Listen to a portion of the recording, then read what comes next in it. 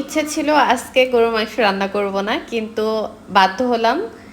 কেননা আমার হাজব্যান্ড গরুর মাংস আজকেই খেতে চেয়েছে।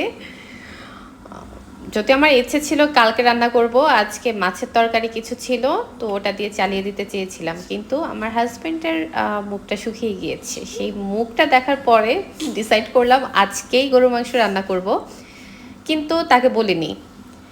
সে রাতে কাজ শেষ করে যখন বাসায় এসে দেখবে গরুর মাংস রান্না হয়েছে, তখন তার মুখে যে স্নিগ্ধ হাসিটা দেখব, সেটা অন্যরকম একটা খুশি আনন্দ দেয়।